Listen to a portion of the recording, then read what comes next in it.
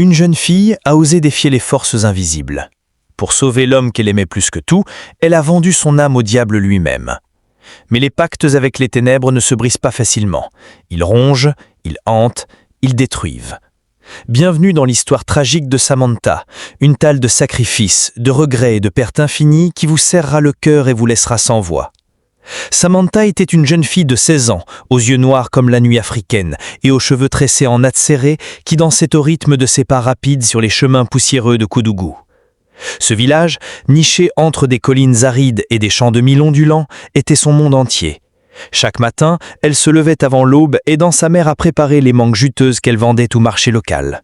Le soleil se levait sur un paysage de huttes en terre rouge, de poules picorant le sol et d'enfants riant sous les arbres acarités. Samantha rêvait d'une vie au-delà de ses horizons limités, peut-être d'aller à l'école en ville, d'apprendre à lire les livres qui parlaient de mondes lointains, ou simplement de voir son père sourire à nouveau sans la douleur qui le rongeait. Son père, qu'elle appelait affectueusement Baba, était un homme robuste, un cultivateur dont les mains calleuses portaient les cicatrices de décennies de labeur.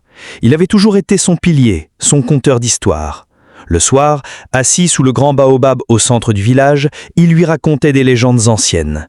Des esprits bienveillants qui protégeaient les récoltes, des ancêtres qui veillaient sur les vivants depuis l'au-delà. « Samantha, ma fleur du désert », disait-il souvent, « l'amour est plus fort que n'importe quelle ombre. » Ces mots, prononcés d'une voix grave et chaleureuse, étaient gravés dans son cœur comme des tatouages invisibles.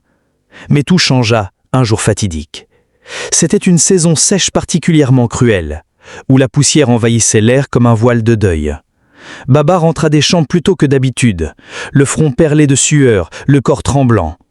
Au début, on crut à une simple fatigue, un coup de chaleur, mais la fièvre s'installa, vicieuse et implacable. Ses yeux devinrent vitreux, sa peau brûlante comme les braises d'un feu mourant. Samantha veillait à son chevet, épongeant son front avec des linges humides, murmurant des prières aux esprits qui lui avaient tant décrit. « Papa, reste avec moi », chuchotait-elle, les larmes coulant silencieusement sur ses joues. Sa mère, une femme usée par les uns et les soucis, vendait tout ce qu'elle possédait, les chèvres qui leur donnaient du lait, les tissus brodés hérités de la grand-mère, même le collier d'or qui avait appartenu à sa propre mère. Mais l'argent fondait comme neige au soleil, et les guérisseurs du village secouaient la tête d'un air sombre. « C'est un mal des esprits », murmurait-il. « Aucun remède terrestre ne peut le vaincre. » Les nuits étaient les pires. Samantha s'allongeait sur une natte usée, écoutant les gémissements de son père à travers les murs fins de leur hutte. Dans l'obscurité, ses peurs prenaient de vie. Des ombres dansant sur les murs, des voix lointaines qui semblaient l'appeler. Elle imaginait un monde sans Baba, un vide abyssal dans lequel ses histoires s'éteindraient pour toujours. « Je ferai n'importe quoi pour te sauver », se jurait-elle en serrant les poings. Et c'est ainsi que le destin la mena vers l'abîme. Au marché, parmi les étals chargés de fruits et d'espices, les rumeurs circulaient comme le vent du harmattan. On parlait de M. Quadio, un prêteur sur gage qui vivait à l'orée du village, dans une maison isolée entourée de ronces et de statues énigmatiques sculptées dans du bois noir. Quadio n'était pas un homme ordinaire. Les anciens disaient qu'il commerçait avec les forces occultes, qu'il avait pactisé avec les djinns des sables pour accumuler sa fortune. « Il prête de l'argent », chuchotaient les vendeuses, « mais le prix est toujours plus élevé que ce qu'on imagine. » Samantha, désespérée, ignora les avertissements. Une nuit, alors que la lune pleine illuminait le ciel d'une lueur argentée, elle s'éclipsa de la hutte familiale. Ses pas la guidaient vers la maison de Quadio, son cœur battant comme un tam-tam funèbre. La maison de Quadio était un lieu de cauchemars éveillés. Des torches vacillantes projetaient des ombres dansantes sur les murs couverts de masques rituels. L'air était lourd d'encens âcre et un silence oppressant régnait, brisé seulement par le crissement des insectes nocturnes. Quadio l'attendait, assis sur un tabouret bas, son regard perçant comme celui d'un serpent.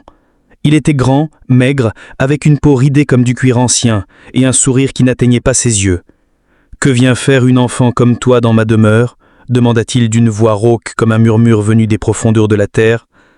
Samantha déglutit, sa voix tremblante mais résolue. « Mon père est mourant. J'ai besoin d'argent pour les médicaments de la ville. 200 000 francs CFA. Je vous rembourserai. Je le jure aux ancêtres. » Quadio rit, un son froid qui fit frissonner Samantha. « Rembourser ? Avec quoi, petite ? Tes mangues ? Tes rêves d'école ? Non, je ne prête pas comme les autres. Mes prêts exigent un gage spécial. » Il se pencha en avant, ses yeux brillants d'une lueur surnaturelle. « Ton âme. Donne-moi ton âme et ton père vivra. Mais dans 1 an, je viendrai la réclamer. C'est le prix. » Samantha sentit un froid glacial l'envahir. Son âme? C'était absurde, une légende pour effrayer les enfants. Pourtant, dans ce regard, elle vit la vérité. Quadio n'était pas humain, ou du moins, plus tout à fait. Des images affluaient dans son esprit. Baba riant avec elle sous le baobab, ces histoires qui la berçaient. « D'accord, murmura-t-elle enfin, la voix brisée. « Prenez mon âme, sauvez mon père. » Quadio sortit un parchemin ancien, taché de ce qui ressemblait à du sang séché. Samantha signa d'une main tremblante, sentant une brûlure invisible marquer sa peau. L'argent apparut comme par magie dans un sac de toile. Elle rentra chez elle en courant, le cœur empli d'un mélange de joie et de terreur. Le miracle se produisit. Le lendemain, Baba se réveilla, la fièvre disparut comme un mauvais rêve. Ses yeux reprirent leur éclat et il serra Samantha dans ses bras, ignorant le secret qui la consumait. « Ma fille, tu es mon ange gardien », dit-il, les larmes aux yeux. Le village entier célébra, des danses autour du feu, des chants aux esprits. Samantha souriait, mais intérieurement, elle se sentait changée. Une ombre la suivait désormais, une présence invisible qui effleurait ses nuques comme un souffle froid. Les mois s'écoulèrent, et le pacte commença à la ronger. Au début, ce furent de petits signes, des cauchemars où des ombres l'engloutissaient, des voix murmurant son nom dans le vent. Samantha perdait l'appétit, ses cheveux ternissaient, sa peau pâlit comme si la vie s'échappait d'elle goutte à goutte. Au marché, les vendeuses la regardaient avec pitié. « Samantha est maudite », disait-elle. Sa mère, sentant le malaise, la pressait de questions. « Qu'as-tu fait, ma chérie ? Tes yeux sont vides, comme si ton esprit était ailleurs. » Samantha se confia à sa meilleure amie, Fatou, une fine joyeuse aux tresses ornées de perles. Elle s'asseyait souvent sous le baobab, cherchant des secrets comme des sœurs. « Fatou, j'ai vendu mon âme à Quadio », avoua-t-elle un soir, les larmes coulant flébrement. « Pour sauver Baba, et maintenant il vient pour moi. » Fatou écarquillait les yeux, horrifié. « C'est de la folie, allons voir le marabout. Sori peut t'aider, il connaît les voies des esprits. » Le marabout Sori était un vieil homme respecté, vivant dans une hutte à l'écart, entouré d'herbes sacrées et de talismans. Ses yeux, voilés par l'âge, semblaient voir au-delà du visible. Samantha et Fatou le trouvèrent assis en tailleur, fumant une pipe d'herbes odorantes. « Enfant, les pactes avec les ténèbres sont des chaînes forgées dans le feu. Pour les briser, il faut un sacrifice plus grand que celui que tu as donné. Mais es-tu prête à affronter l'ombre ?» Samantha hocha la tête, terrifiée mais déterminée. Sori prépara un rituel, des incantations anciennes, des herbes brûlées dans un feu sacré, un cercle de sel pour repousser les esprits malins. « Le baobab sacré sera le lieu, déclara-t-il, là où les ancêtres écoutent. » Pendant ce temps, les signes s'intensifiaient. Samantha tombait malade, des fièvres nocturnes qui la faisaient délirer, des visions d'un monde sombre où des âmes errantes pleuraient leur sort. Une nuit, elle vit Quadio dans son rêve, sa forme se tordant comme une fumée noire. Des tentacules d'ombre s'étendant vers elle. « Bientôt tu seras mienne », riait-il. Elle se réveillait en hurlant, trempée de sueur, son cœur battant la chamade. Baba, sentant que quelque chose clochait, confronta sa fille. Ils étaient assis sous le baobab, le soleil couchant peignant le ciel en rouge sang. « Samantha, ma fleur, dis-moi la vérité. Cette guérison, elle n'était pas naturelle, n'est-ce pas ?» Les larmes jaillirent. Samantha avoua tout, les mots se bousculant comme un torrent. « Papa, je l'ai fait pour toi, je ne pouvais pas te perdre, mais maintenant je vais payer le prix. » Baba la serra contre lui, son corps tremblant de chagrin. « Oh, ma fille, quel fardeau as-tu porté seule? Nous affronterons cela ensemble, les esprits de nos ancêtres nous protégeront. » Le village entier fut alerté. Les anciens se réunirent, murmurant des prières. Fatou et la mère de Samantha préparaient des offrandes, du mil, du lait, des plumes de poule sacrées. Mais au fond d'elle, Samantha savait que le prix serait élevé. Quadio n'était pas un homme qu'on trompait facilement. La nuit du rituel arriva, enveloppant le village d'un manteau d'étoiles scintillantes. Le vent hurla comme un animal blessé et les chiens aboyaient à la lune. Sous le baobab géant, dont les racines s'enfonçaient dans la terre comme des veines ancestrales, Sori traça un cercle de poudre blanche. Samantha se tenait au centre, vêtue d'une robe blanche symbolisant la pureté, un talisman autour du cou. Baba, sa mère et Fatou formaient un cercle extérieur, tenant des torches qui vacillaient dans la brise. Sori entonna les incantations, sa voix montant comme un chant funèbre. Les herbes brûlaient, libérant une fumée tran épaisse qui piquait les yeux. Soudain, l'air se chargea d'électricité. Les feuilles du baobab tremblaient et une ombre s'allongea sur le sol. Quadio apparut, non plus comme un homme, mais comme une entité monstrueuse, une silhouette de fumée noire, aux yeux rougeoyants comme des charbons ardents, des tentacules d'ombre s'étendant vers elle. « Tu m'appartiens », ruria-t-il, sa voix résonnant comme un tonnerre lointain. « Le pacte est scellé dans le sang et l'âme. » Samantha recula, terrorisée, mais Sori leva les armes. « Esprit des ancêtres, protégez cet enfant, brisez les chaînes des ténèbres !» Un tourbillon se forma, des vents violents, des éclairs invisibles illuminant la nuit.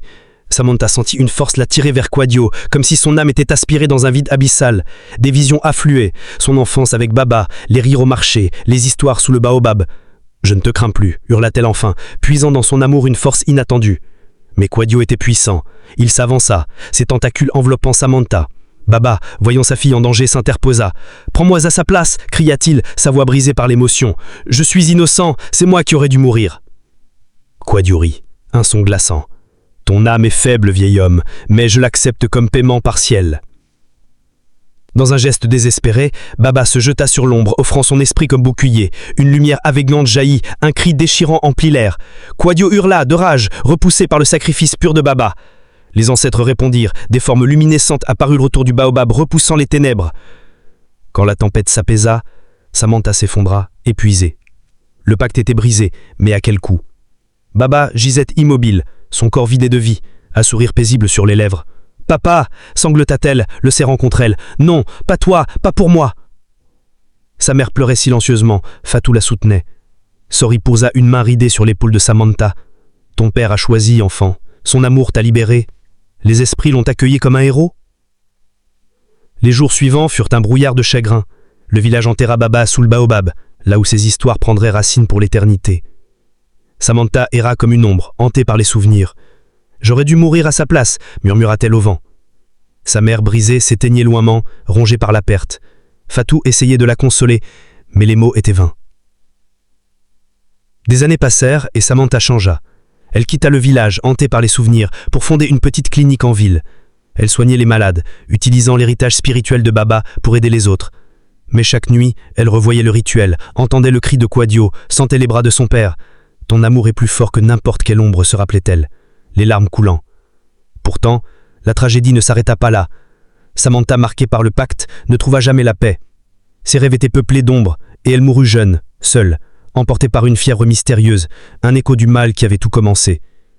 Le village raconta son histoire comme une légende, celle d'une fille qui avait vendu son âme pour l'amour et qui avait payé le prix ultime. Cette histoire nous enseigne que les sacrifices les plus purs peuvent mener aux pertes les plus dévastatrices. L'amour filial est une flamme qui illumine, mais qui peut aussi consumer. Si cette histoire vous a touché, rappelez-vous, chérissez ceux que vous aimez avant que les ombres ne les emportent.